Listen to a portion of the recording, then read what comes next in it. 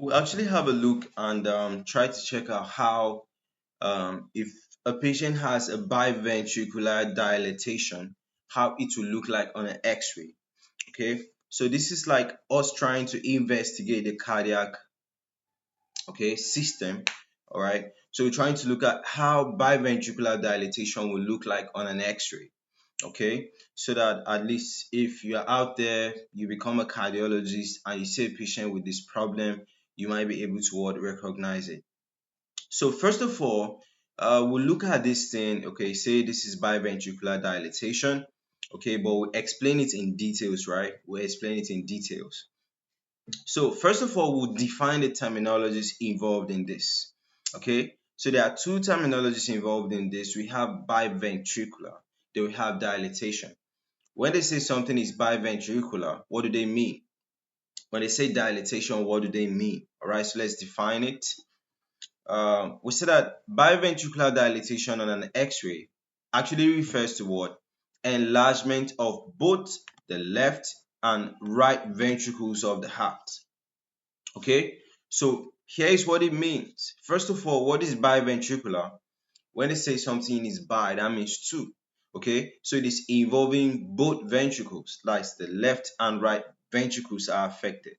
Okay, then what is dilatation? Dilatation is enlargement or expansion of the ventricles. Okay, so these ventricles are involved and are basically enlarged. Okay, so looking at the X-ray of the heart here, the heart is supposed to be something like just this size. Do you understand? But can you see all this white portion? All this white portion actually shows the heart. Okay, so that shows that the heart is enlarged. Both ventricles down are enlarged. Okay, left and right are enlarged. So on an X-ray, biventricular dilatation appears as what? An increased what? Cardiothoracic ratio. Okay, so now that means the heart appears larger compared to the chest cavity. Okay, you see the size of the heart. Okay, then measure the size of the chest. Okay, then I think you divide the size of the heart by the size of the chest, something like that. I think that's how they do cardiothoracic ratio. Okay, so yeah, it will be increased. Okay, instead of what? The cardiothoracic ratio looking very small, it will be increased. So I show you that the heart has expanded. Okay, so the heart size is now competing with the size of the chest. Okay, then there's rounded cardiac contours, so that the heart shape becomes more spherical due to what? Ventricular enlargement. You could see it. All right, there's increased distance between what? The cardiac apex and the diaphragm. Okay, increased distance, that means what? The apex has now gone down. All right, has gone very down. Okay, instead of being around here, okay, it has gone down. Okay, so I think those are the three most important things that you will notice in a ventricle that is what? Dilated. Okay, so then talking about the possible causes of biventricular dilatation, it could be due to heart failure. um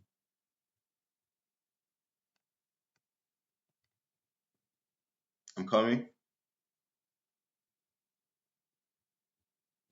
All right. So it could be due to heart failure like systolic or diastolic.